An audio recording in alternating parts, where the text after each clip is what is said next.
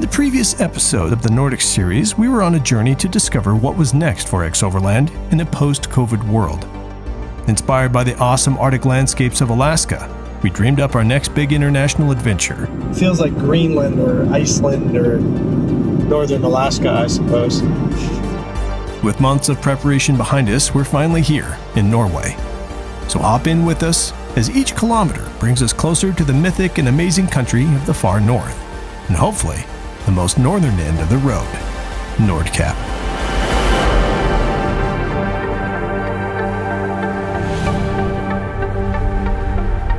Expedition Overland Season 5, the Nordic series, is presented by General Tire.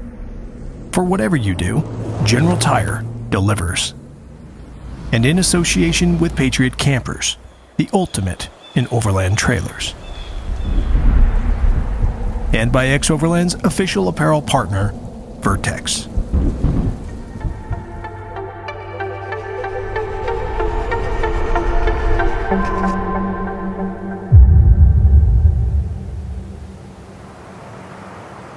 It's the first morning that we've all been together on this expedition, and in our short travels yesterday, we realized that we need to do a major reset of the vehicles now that we're all together.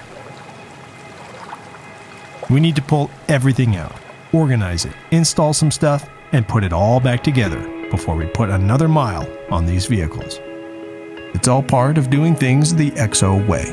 You want this up there with it? This blowout kind of feels like when you're little and you have to clean your room before you get to go out and play. She did. Sad face. But I'm certain that this delay to our travels will pay dividends in the end. Oh yeah. This is why I made 3, Kurt. Just for us. This is why Richard is my hero today. You made my bed for me last night. You got my pillow all pumped up. Hefferspunken? Heavy cream? Oh yeah, sure. It's one of my favorites that we found. Hefferspunken. Love some Hefferspunken. Yeah, Hefferspunken. Do it, just a pinch of that. There you go. Yeah, chainsaw gear. Kurt will be mentoring my 17-year-old son, Cyrus. I would be lying if I said I wasn't looking forward to a few laughs as these two sort themselves out. Mr. Cy, we've got to mount these bad boys. We need to find some glass cleaner. Okay. They stick on and we'll find an appropriate spot in all of them. The big key though is going to be running power. So we've got some little instructions that I think Tanner did to let us know where power is at. Okay. Tracking? Yep. If you got the little, perfect little removal tool. I'm installing these new lights on the Tacoma, the map lights that go up here. If you can just pop this down. I already did, take some muscles. Take these little crappy lights out.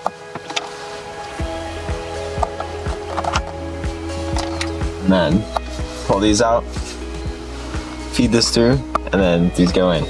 Put them on, go to red. Now you can actually see what you're doing at night. The red is at night. Red helps you like look at maps and like what you're doing in front of you a lot easier, and it puts less fatigue on your eyes, so it's much more helpful. Nice. Among her many roles serving Overland, Rachelle has taken lead on the position of camp chef for the Nordic expedition. For an overland party of 8, this is no small feat. So we've got breakfast box here. So let's put all breakfast, like coffee, tea, in that guy. All right. And then the mornings we can just grab that whole bin and put it out for people. It always takes like a week for everybody to get in comfortable with the trucks, and people kind of gravitate to one place or the other. Blowouts are pretty important at the beginning of an expedition. Any big trip really, and we'll probably do 1 or 2 of them throughout the trip, just getting big resets done. This one was important because we didn't know where anything was. It all got packed so fast that the whole team needed to figure out where everything was. And in the process, we've realized a couple things. The propane, we're gonna have to fix that. We don't really have a good propane solution. It's always a propane problem of some kind. And then we also realized by sorting out all the food out here that we don't really have enough. So we're gonna need to go get a grocery stop in, and before we can go too much further while we're down south. We've just left camp, did our whole breakdown, and we've packed everything back up. But one thing we never could find, and it was part of the reason we did a whole teardown, is an adapter from the 1-pound bottles to the common US propane bottle. So we did some we rigged things up a bit, and we were able to use this setup just to get some coffee cooked this morning, but we're running without a regulator, and we need to get local propane bottles and a regulator back to our stove that we've got here in the X2 trailer. So we're gonna hit a hardware store and see if we can get rid of our scary little fix. It may work the whole time, but we'll run out of the 1 pound bottles and try and get a big bottle or 2 on the trailer, so we got everything we need.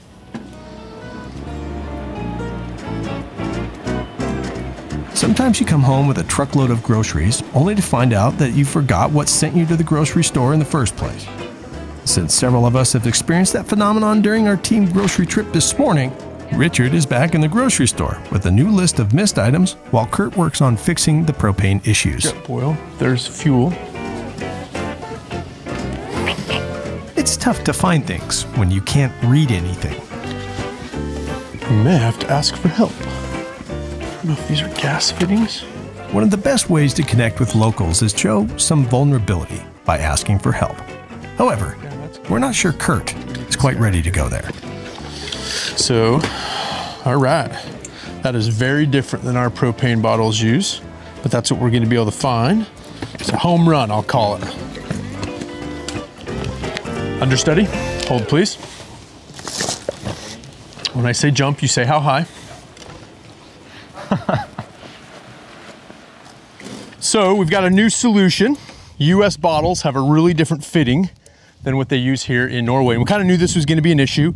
We figured we'd solve it once we're on the ground, and here we are. So that is their regulator, back to our hose, back to our fitting, which is pretty kind of proprietary, at least to the cook partners and maybe some other stoves, but not a common fitting over here at all. They've never seen it. So now we've got a solution with a regulator all set up to go. So we're going to give it a test. Your lid, I think. Yep. I mean, that's not as far off of where it normally is, right? That's full blast. We could try this for now. It's built. Let's roll. Yeah, it's a future problem, but at least we can ditch this 21 and know that we got a 41. So all we're doing is we just back that out of the equation. Okay. Fuel here is very expensive, so make sure your bank account and your mind is prepared for this fact. And no, we're not running diesel trucks.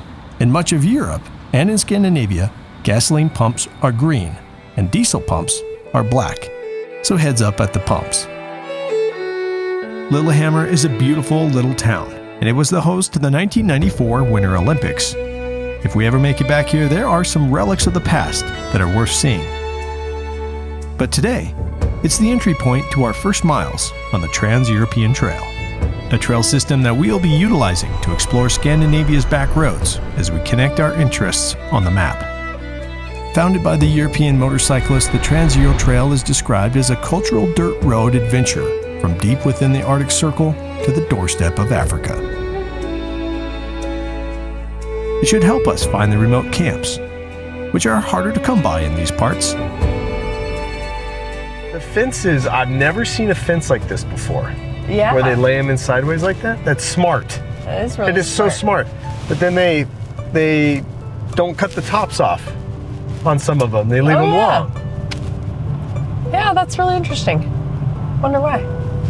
My gosh, look at that little building right there. I love the grass on the roof. There's another sheep right there. 2 sheeps. We're experiencing our first of many encounters with a staple of Norwegian culture. We gotta see these things. I just want to see the bell again. I resurrected the sheep. Really? Oh yeah, I gave it CPR. Look at the bell. These animals free range across most of Scandinavia, and while I find them to be a good fodder for jokes, I'm afraid Rachelle may be secretly planning to bring some back to Montana. Cute. Like, oh my gosh.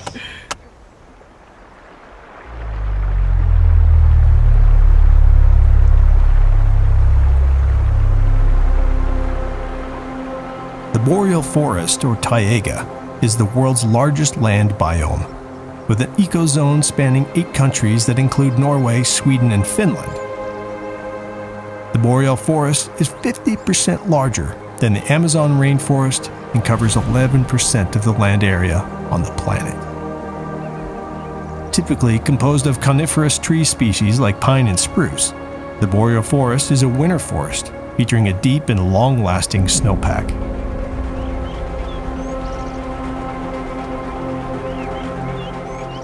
Animals such as moose, caribou, and wolves thrive here.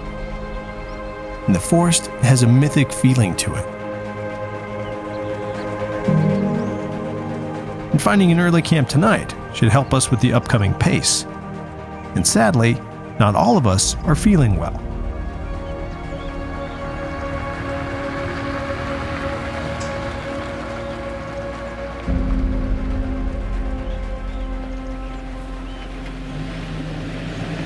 In particular, Mr. Daniel van Stralen. Welcome to day one of the Trans-Euro Trail. So far it's treated us really nicely. It's been a beautiful drive. It's been gorgeous. Yeah. Last year, about a year from now, we were in Alaska and it got real windy and I didn't give the order to tie this sucker down when I knew we should have.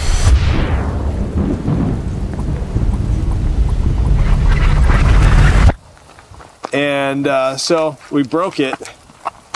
When we got home from that trip in Alaska, we got all new hardware, called up Patriot and said, hey, we need some new stuff. It got installed the last second before this trailer left, and we didn't test fit it. And now we went to open it and it's like not working right. So anyway, long story short, always test and fully open the gear. Otherwise you'll find yourself in the rain in Norway trying to fix it. This is my favorite. Get this mocked up. Okay. Ready? I love camping. I love to camp. Should I do my toes out? Gotta do the toes out one. I think this is perfect. The Instagram toes out? This is what the audience wants, is this. This is not what the audience wants. You know, of course, after fixing the awning on our Patriot camper, the rain has now stopped. The irony is welcome, though, as we settle into our first Norwegian night.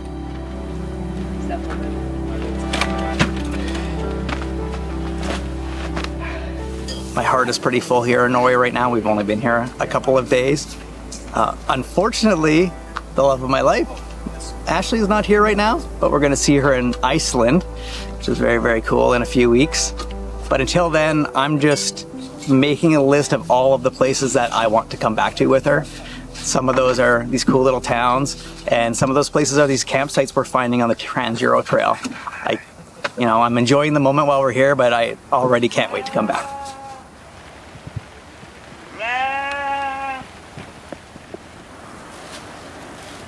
First night really out in the woods of Norway, and I'm really excited because I've been looking forward to this trip for a while now, ever since we began planning it. But I was always looking for the extremes of the trip. Like, once we get to Nordkapp, that's going to be crazy. You know, once we're in the woods of Finland on the Trans-European Trail, that'll be like the really cool points. What surprised me was right away, like even before we got onto the TET, we were going through these beautiful windy mountain roads. Like, it looked like we were in northern BC, but just going through quaint towns all the time. There's people's farms up on hills and sheep and goats walking all over the road. It was really picturesque already.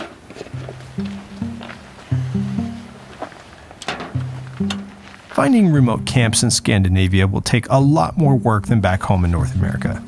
But we look forward to the challenge and the travels ahead. Tonight, though, we have found a gem of a camp, and we all seem to be soaking it all in. It's like a little. And there could be some ice in the lake there. And stuff. Well, Dude, that that looks definitely like,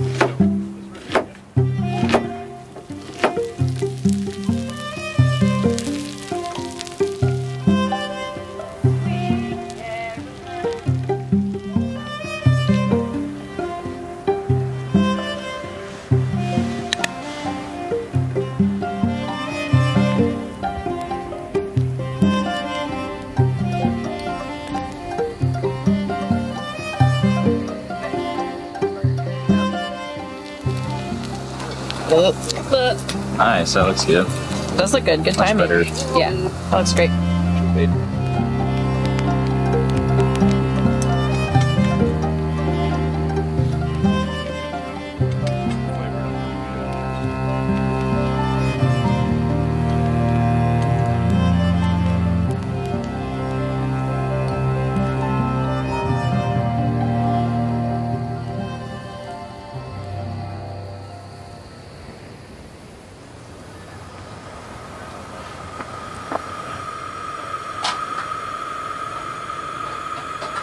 different. We got more salmon.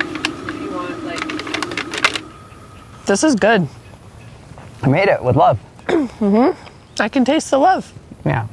1 week in and it's finally our first camp, man. It just takes a long time on these bigger international trips to like get up and running, but we're here for a long time. So it finally feels like, well, it's real. It's real today. We slept great last night on the trail. We're all together. This is the magic right here. And what an amazing campsite to start it off. We're doing the Trans-European Trail, or at least a section of it today. So the Trans-Euro Trail is a patchwork of roads and trails throughout Europe, and it's an amazing community-funded and community-inspired project. It doesn't cost anything to download the tracks. It's not all open to 4x4. Some of it is open to single-track motorcycles, enduro-type touring, which was the inspiration of it. However, a good chunk of it's open to full-size vehicles and 4x4s, so it's a fantastic way to see many of these countries and really highlight the backcountry versus the tourist routes. Got to make quite a bit of miles, which is a little difficult because we got 3 of us that are a little under the weather. Myself, Rachelle, and Dan.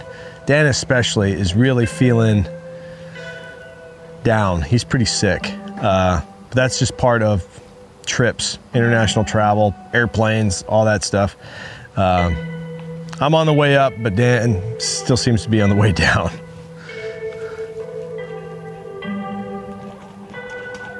Yeah, he's moving pretty slow. He's like, "Arr." As I said in camp, we have a lot of miles to cover today. Dan's illness is compounding the problem. And now, only an hour into our drive, we've been stopped for an injury.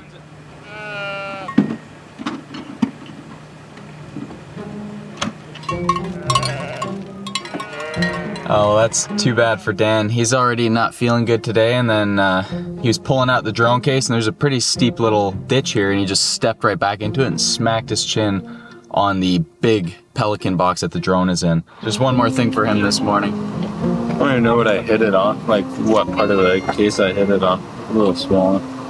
No, might sting. let me do it. Oh, that's a decent little hole, man. Here it comes.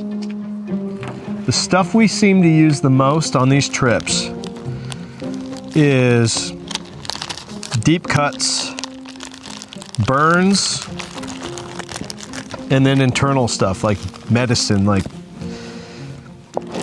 cold medicines and Tums. And thankfully we haven't ever had to use anything big on trauma or anything like that. Do you have any soap? I don't know if we have to. Peter? Yep. Go fill that up. We need to irrigate that somehow. Yeah. Without like, getting blood all lean over them it. over. Yeah, you can Like what if you lean forward like that? We got a, yeah, that's pretty good. And then shoot it so it runs down his chin. Look at that cut jawline. Okay. And then these are wound closure strips. These are rad. So when you close up a wound like this, it's best to use 2 at once. It's split this way. So we need to pull it together this way. And then when you go to close this, you pull one this way, like that. Get close to the wound. And the other way. You're good, just try not to touch it. We could also put a Band-Aid over the top of it. How's it feel, Dan? Good. Does it feel tight? Yeah, it feels really good. Okay. Do you need any Advil? No, I'm good. Shot of whiskey. Should have given that before. No, now he's earned it. This is just for better looks. There. Oh. We out. City. Our goal for today is to drive to the highest mountain in Norway, which incidentally serves as the highest peak in all of Scandinavia and Northern Europe, at 8,100 feet tall. The summit of Galdhøpiggen. We may not make it all the way to the summit today, as it's pretty good ways from here. Plus, we want to leave a little room for whatever might happen. After all, the random things you come along often are the best parts of the trip. And today, it's a church built in 1158. That's nearly 900 years ago. The church we're walking into is called a Stave Church, which refers to the particular form of construction used by the Vikings to build churches during the Middle Ages. There are several types of stave churches, but what they all have in common are corner posts, known as staves, that serve as the pillars of support for the rest of the structure. Researchers estimate that there were nearly 2,000 stave churches built during the Middle Ages, and today, only 28 of them remain. The Lom Stave Church is the largest of all that are left standing, and that is where we are today. How cool is that? So 1157, some of the woodwork. What was going on in 1157? The Dark Ages? That's a long time ago. I need to know my history better.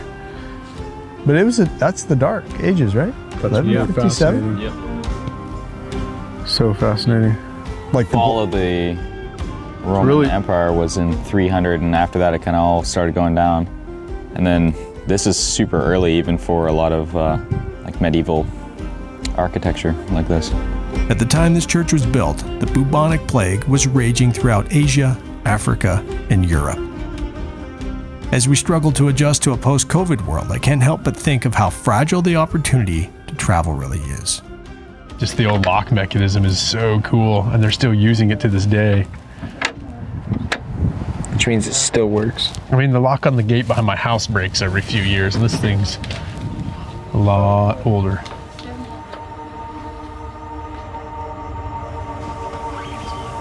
This is crazy. Wow, look at the ceiling.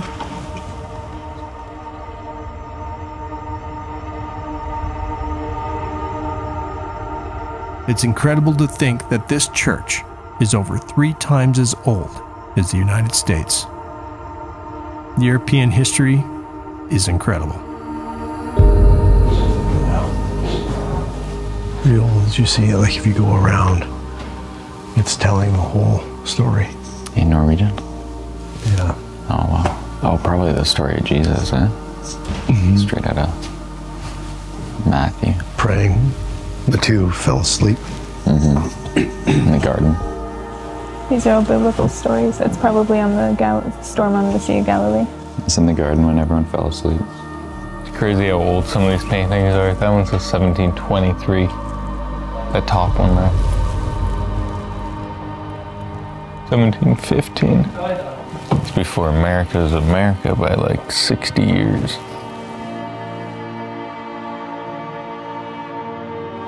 So how old is this church?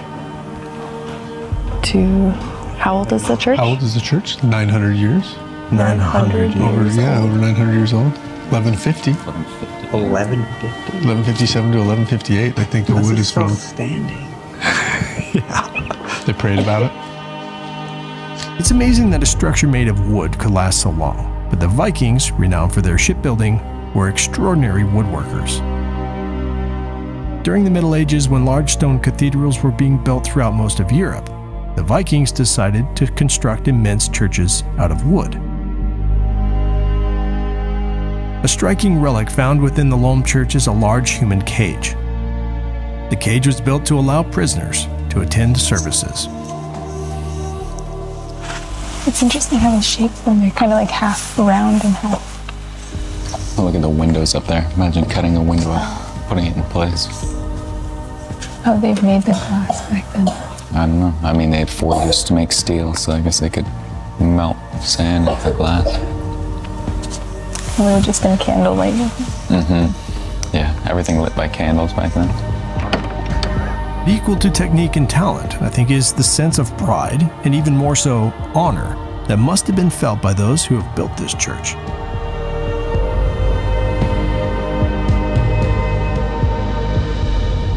People have been coming together to pray here for a long time.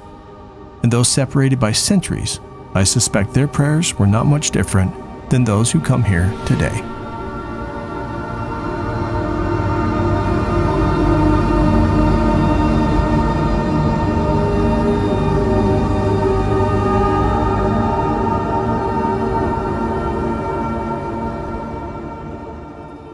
we are following the steep and winding road to Galdhøpiggen, through an area known to Norwegians as the Land of Giants.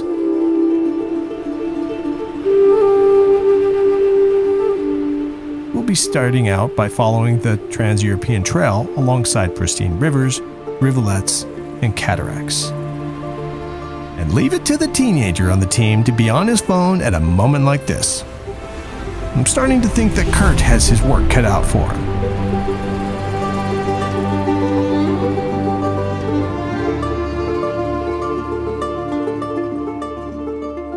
Norway is already reworking our perspectives of overland travel.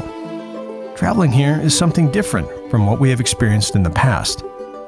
Europe is a critical place to travel in order to gain perspectives of history and the world.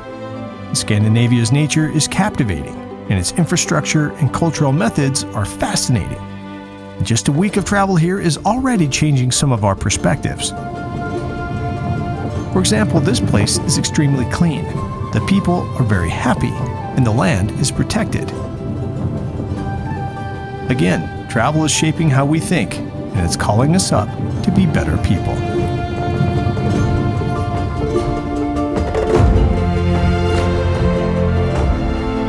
Jotunheim is an area steeped in Norse mythology, as it's the playground of Thor and Loki.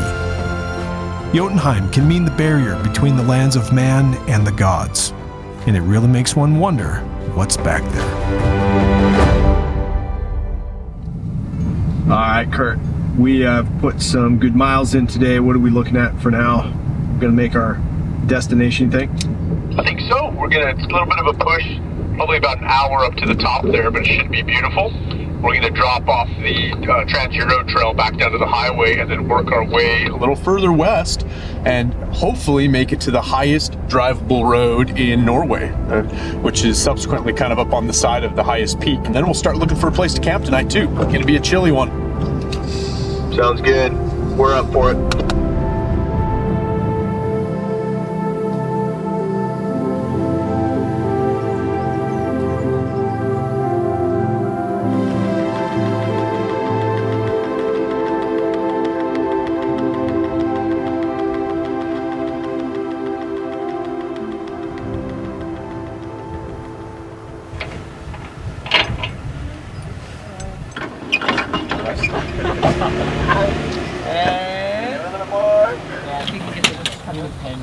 Cabin and mountains. Just so it doesn't get lost.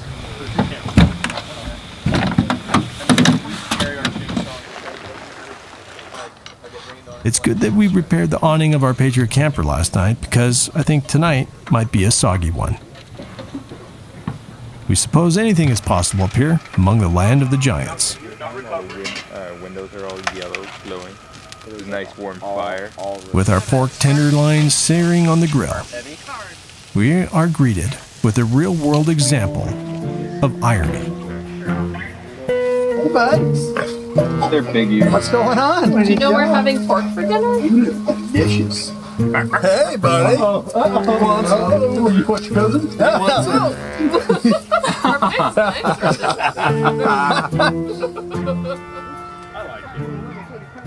With all this pork running around, it looks like Dan is starting to get his appetite back. Picking a poke. Get in there, Richard. I swear, bro. Oh, hey there, right? Rachelle, this is amazing. It is amazing. Well, good morning. It was a pretty soggy camp, but it was awesome. There's kind of a camp area around here, and there's all these people came to talk to us and chat with us after we kind of shut down for the night. It was a great cultural experience. It's not all bad when you have to be camped around people. Several of us were talking about how sometimes getting around campgrounds, you get to interact with folks. And, I mean, we talked from people from the US, Sweden, Norway, and the Netherlands all last night, so it was really fun. We also learned that it is the rainiest summer in Norway in 51 years. So we're feeling that as well. I mean, the ground is super soggy and like spongy. With all that to say, the show must go on. We are going to this peak, and it's the highest peak in Norway. I would try to pronounce it for you, but I would get it wrong. way wrong. And then after that, we're gonna turn and burn and try to make it down to a fjord tonight. It's pretty exciting. Today should be pretty all time. Do I still miss you, babe? And I don't wanna miss you now. My neighbors love us. Don't wanna miss you. What? A thing. Yeah, oh, yeah, there's an audience. Despite the rain, we are going to head up to the summit lot anyway. Who knows if we will see anything, but we have come this far, so we might as well give it a shot.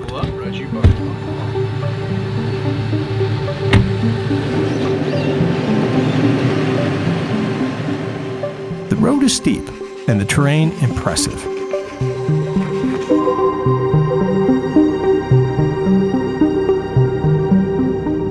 It's a no-joke road, my friends. It's exhausting. Practically gotta go low range to get up this thing. We're gonna see snow skiers shortly. That's odd. In August. Dude, I would love to go skiing in Norway today. As we're reaching the end of the road, the fog begins to lift, and Galdhøpiggen reveals its scale in grand form.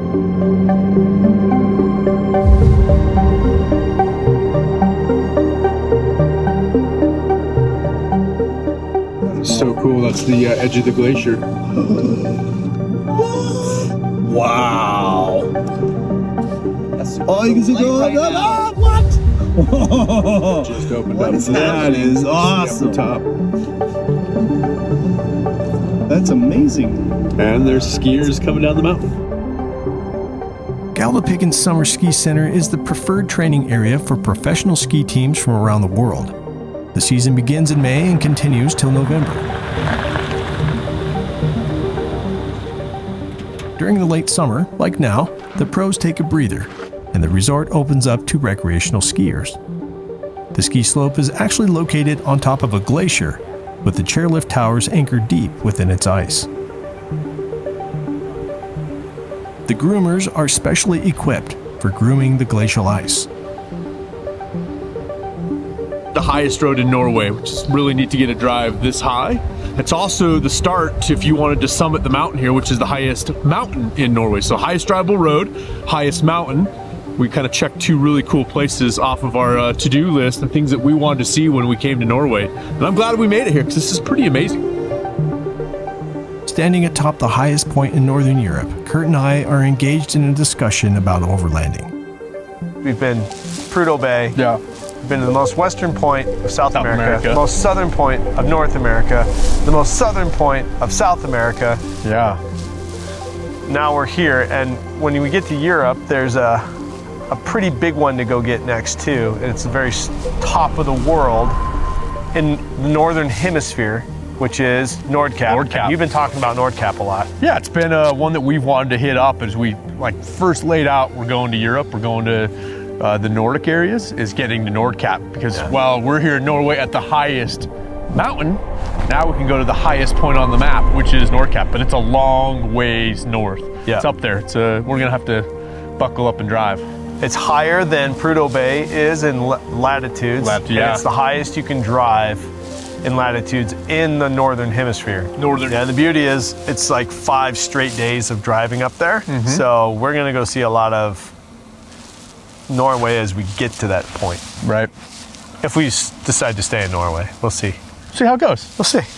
Yeah, well, let's go. Okay.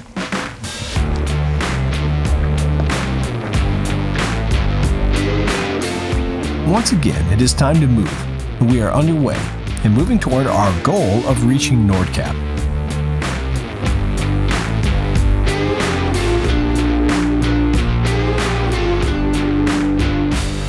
As overlanders, we are accustomed to pushing hard to connect the dots on the map, but this long push north may have more in store for us than we realize.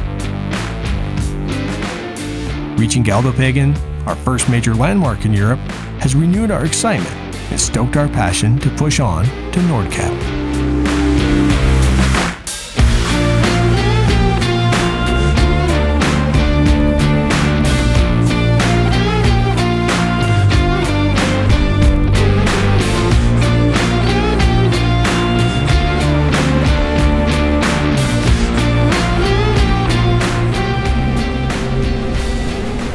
We're overlanders connecting the dots on the map of the world for over a decade now. going after these places that are hard to reach while enjoying the journey along the way. All right. So we talked to some locals, and comes to find out that the place that we're heading today has a bunch of like big time tourism stuff and some like cruise ships coming in. Kurt and I were like, no, thank you. What the local did recommend at our fuel stop is a road known as the Troll Road. It's within reach of today's travel time. We looked it over, studied it up, and we're like, yeah, that looks like a much better deal. So you guys good with heading that way? Sounds great. Oh yeah, that sounds amazing. All right, Thunder will take lead, and because we got the navs in here and you guys have fun, enjoy the show. Sounds good. You want Dad to bring up the rear? Easy side. Easy. Yeah, I've signed. Dan, bring up the rear and Dad again. Okay. We should get there just before dark if we hurry.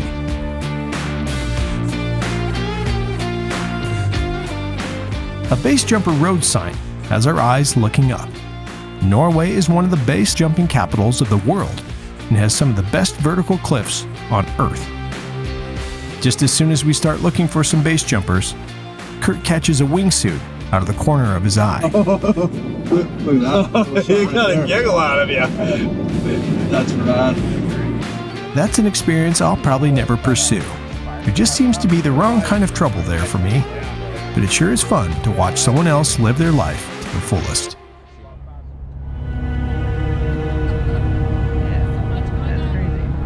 Our trucks will take us right up to our own edge as we roll off the top of the famous Troll Road.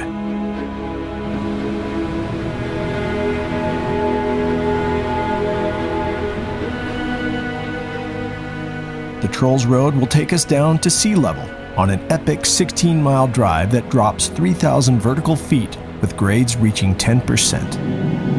Unbelievable. I'm speechless. Look at that. The Trolls Road is a marvel of engineering, with sections of the road cut directly into the cliffside. The waterfall here that's coming down the mountain is known as Stigfossen, and as we pass through its misty breath, I am thinking that this is one of the most spectacular roads that I have ever been on.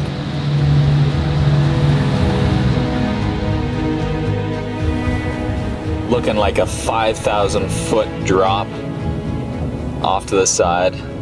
Stunning views all the way down the valley into the town over there. Just these massive sloping rock mountains. I've never seen anything quite like this. What an experience, though, man. That's amazing. Amazing experience. Norway is definitely becoming one for the books, and this place is keeping us on our toes. We expected nothing less, but nothing is guaranteed. And in the days ahead, we will need to escape the wrath of Thor.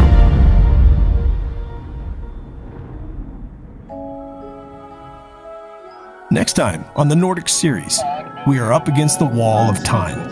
Weather and detours are destined to make us road weary, and new countries and experiences will take its toll. But it all leads up to one incredible high. It's all part of the adventure as we push north to the edge of the Earth in episode 3 of the Nordic series.